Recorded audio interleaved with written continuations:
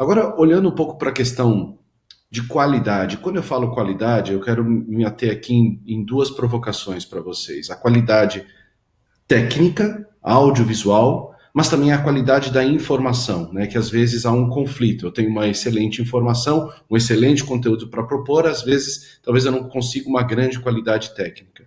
Eu, quando comecei a estudar a rádio e TV há mais de 20 anos, lembro dos N materiais e manuais de qualidade que todas as emissoras tinham e que algumas coisas eram inaceitáveis. O que aconteceu hoje no ambiente de vocês que reformulou completamente isso? Quais são os equipamentos e principalmente os modos de operação, os fluxos de produção que vocês têm hoje, que vocês não tinham há um ano, e que isso vai mudar completamente? E que tirou barreiras, não só internamente, mas que vocês também percebem que o usuário aceita algumas coisas. Até porque o mundo evoluiu nesses 5 anos em apenas 5 meses. Então, a minha pergunta específica é: para proporcionar a melhor qualidade de conteúdo, o que agora também é aceitável na qualidade técnica audiovisual e como vocês vêm produzindo, o que mudou e não vai voltar para trás? André, agora eu começo com você. Olha,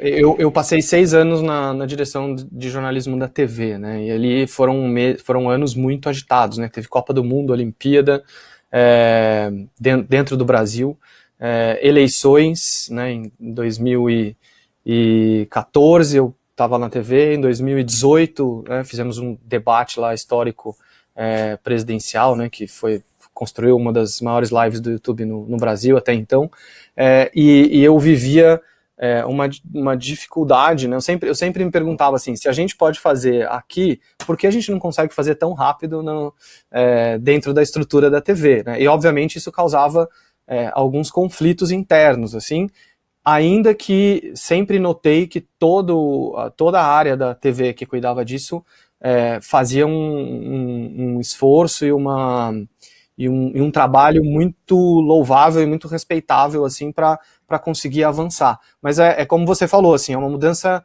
cultural, né? Então, em 2019, Brandini, antes da pandemia, a gente, enfim, não existem coincidências, né? A gente conseguiu implantar dentro da redação do jornalismo um projeto com recursos, inclusive, do Google News Initiative, né, que vocês puderam acompanhar, em que a gente instalou dentro da redação, a 7 metros, 8 metros do switcher principal, um outro switcher para o jornalismo usar para sua produção digital.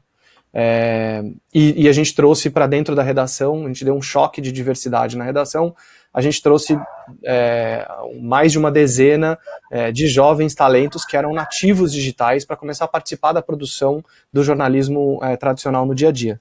E aquele estúdio que é infinitamente, na verdade os equipamentos, né, que são infinitamente menores e mais fluidos e fáceis de operar, começou a gerar curiosidade nas outras áreas da TV. Então as pessoas vinham para ver, para testar, para brincar, para ver funcionando, e se surpreendiam também com a qualidade. Eu acho que não só as pessoas, os consumidores se acostumaram, né, a consumir a qualidade de transmissão que a gente está vendo aqui agora, né, no nosso evento, porque passaram a falar com seus familiares em vídeo, porque passaram a consumir redes sociais, mas também a qualidade dessa tecnologia cresceu demais, né? Então, quando a gente instalou aquele estúdio ali dentro, que é só o primeiro, hoje a gente tem vários instalados dentro do grupo, inclusive fora, lá no hub onde a gente está, com equipamentos muito mais simples, que podiam inclusive ser operados tanto por qualquer profissional de qualquer formação dentro do grupo,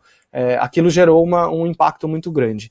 Aí, o que aconteceu? De repente, esse estúdio começou a ser usado nas transmissões tradicionais da TV. Ele não era mais usado apenas para transmissão para as nossas plataformas digitais, né?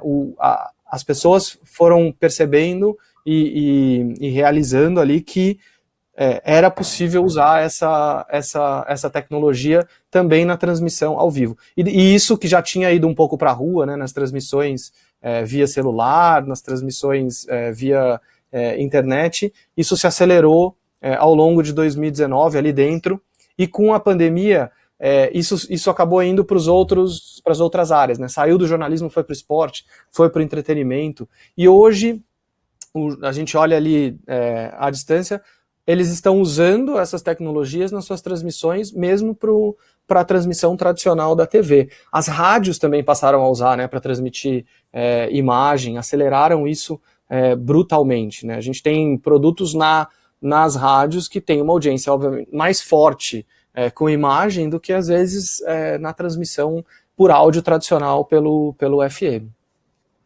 Rafa, até o motivo da sua presença aqui é para mostrar esses dois pontos de vista, de como aconteceu dentro de uma emissora de TV, e vocês talvez tinham um pouco mais de possibilidades de criação utilizando outras ferramentas, permitindo que o próprio apresentador produzisse, gravasse, etc.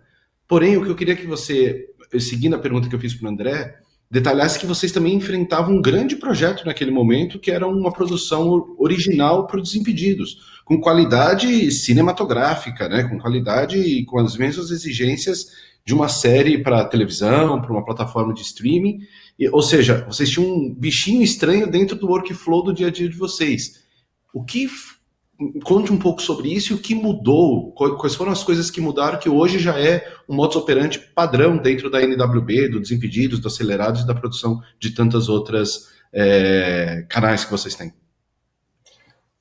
Pois é, Brandini, o projeto que a gente estava executando, né, naquele momento, que é o Vai Pra Cima Fred, então era um reality show, a gente colocou o Fred para viver a experiência de ser um jogador profissional dentro do Magnus Futsal, a gente tinha também o Falcão como um tutor dele nessa jornada, né? Então a gente estava num processo de gravação, então é engraçado, eu lembro perfeitamente das datas, porque as coisas foram acontecendo assim, a gente teve realmente muita sorte. A última diária, que foi justamente na Arena, com 4.000 pessoas, foi no dia 8 de março. Então, assim, foi justamente quando a gente entrou em home office no dia 10. Então, foi um negócio muito maluco, assim. Foi no final de semana antes, né, de tudo acontecer, né, enfim, da gente ter que se movimentar para ir para o modelo remoto.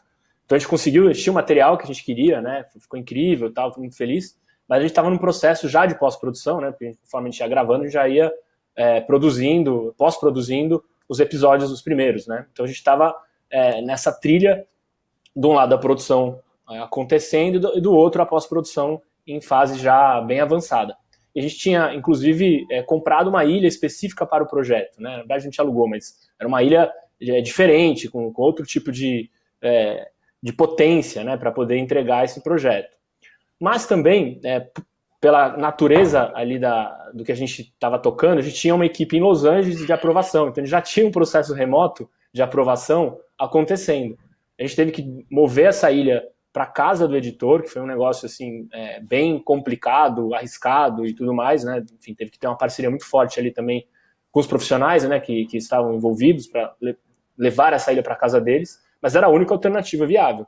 A gente teve que dar uma pausa na produção para fazer essa mudança, e a partir dali tivemos alguns problemas com o material que, enfim, não que se perdeu, mas que se embaralhou ali, né? Enfim, normal, né? A gente tá tudo organizado fazendo dentro da produtora, e aí vai para um modelo que a gente nunca tinha trabalhado e tendo que cumprir um cronograma, né? E aí tinha um elemento a mais, foi uma oportunidade que acabou acontecendo também por essa ocasião muito sui generis, que era o esporte parou, né? Então a gente tinha ali um conteúdo que ninguém tinha assistido, um conteúdo que a gente sabia que era relevante para essa audiência, e a gente não teria concorrência alguma, porque todos os outros conteúdos esportivos ao vivo, eles estavam paralisados. A gente tinha lá reprises de jogos antigos, que era no máximo isso, assim, de concorrência.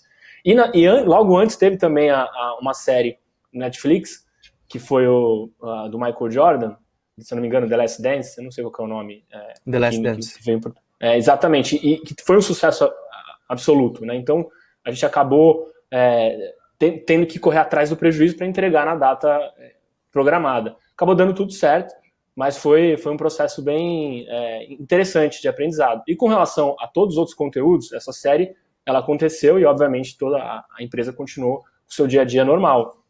A gente se viu com duas situações. A primeira, que foi a quantidade de de músicos e artistas fazendo live, principalmente no YouTube, e aí isso trouxe uma audiência nova para a plataforma, a gente sentiu isso fortemente, e a gente já tinha um trabalho de conteúdo ao vivo, mas com um outro viés, né? A gente já fazia conteúdo ao vivo desde muito antes, né, enfim, dessa linguagem se popularizar como se popularizou, e a gente, inclusive, diminuiu a produção antes, né, ali quando aconteceu a pandemia, a gente estava diminuindo esse tipo de conteúdo, porque realmente a gente não estava conseguindo o mesmo resultado que os conteúdos on demand. E aí a gente voltou para olhar para esse tipo de produção e trazer uma equipe que tivesse esse expertise e também explorar que tipo de linguagem, que tipo de conteúdo que ia funcionar para a nossa audiência, que não é a mesma audiência que consome música, né? Então, a gente foi nessa trilha e também passamos a produzir entrevistas em Zoom, né? Que isso eu acho que realmente veio para ficar. É claro que depois de um certo tempo se desgastou um pouco o formato, a gente percebeu que a audiência estava cansada de ficar olhando para o Zoom, né? Porque olhava para o Zoom o tempo inteiro e era um formato que acabou perdendo bastante espaço, mas, sem dúvida nenhuma, se hoje a gente tiver uma oportunidade, sei lá, de uma entrevista única com alguém que não está acessível, né, aqui, que a gente não consegue, enfim, pegar o carro e ir lá gravar, certamente a gente vai fazer e certamente a audiência vai se interessar por esse conteúdo se ele for relevante para aquele momento. Então, tudo isso foi acontecendo ao mesmo tempo, né? Então foi um processo que a equipe precisou se juntar, a gente criou fóruns de discussões, né, de como a gente ia repensar o nosso processo de produção para poder atender a todas essas situações, planejando para frente também, né, que tipo de conteúdo que a gente ia fazer, e depois a gente pode também falar um pouco mais do que a gente fez, mas aproveitando essa onda dos ao vivos, que não é uma onda, né, isso de fato veio para ficar, e a adoção, como vocês colocaram, né, o André colocou também, concordo, a gente se acostumou, né, a se ver nessa telinha, a ver outras pessoas, por exemplo, agora tá passando um caminhão aqui, vai fazer barulho e tudo bem, entendeu? Então, todo esse tipo dessas situações que a gente acaba incorporando no nosso dia a dia, quando você enxerga isso no conteúdo, também não é algo que incomoda tanto, né? Então, isso deu mais liberdade também, e para mais gente passar a explorar esse tipo de linguagem. Eu queria acrescentar uma coisa só...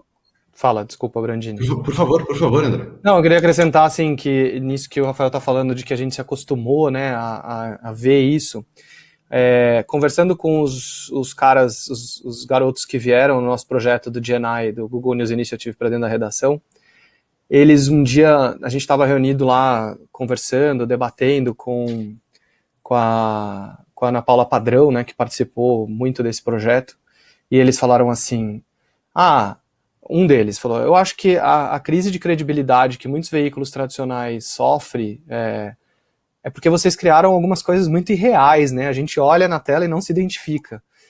E a verdade é que esse movimento de simplificação da produção, na verdade com alta tecnologia, mas de simplificação e de ser uma coisa mais autêntica, com o caminhão passando, né, e com a vida real na tela, acho que contribui para resgatar um pouco até, no caso dos veículos tradicionais, dos jornalistas tradicionais, que operam, né, nos veículos tradicionais, um pouco mais de credibilidade, para mostrar que eles também são autênticos, que eles são gente e tal. E eu vivi 13 anos, convivi, né, 13 anos com o Ricardo Boechat, tanto na rádio como na TV, e ele era tipo você falou o teu título aqui, disrupção e tal, não sei o que, ele era um agressivo defensor desta simplificação, né? Ele ia você sabe, trabalhou com ele ia para frente da câmera com o celular na mão e ele privilegiava a informação e ficava louco quando alguém, não, mas a gente não vai colocar isso no ar agora porque não tem a imagem certinho, o enquadramento certinho, né? E tudo certinho. E aí a gente olha isso hoje em perspectiva e fala, putz, desculpa a expressão, mas a gente devia ter feito antes, a gente devia ter acelerado antes, né? Porque o que importa é a relevância, a identificação, é o conteúdo, afinal, né?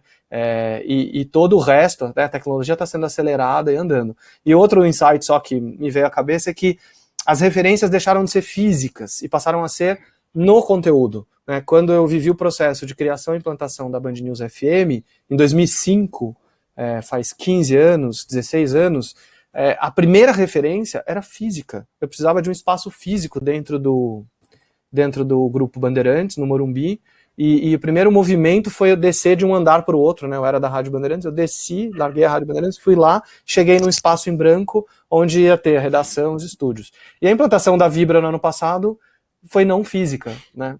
Ela criou uma quantidade de conteúdo, passou a potencializar um conteúdo numa quantidade brutal, muito maior do que 24 horas uma rádio consegue colocar no ar, sem ter uma referência física ali.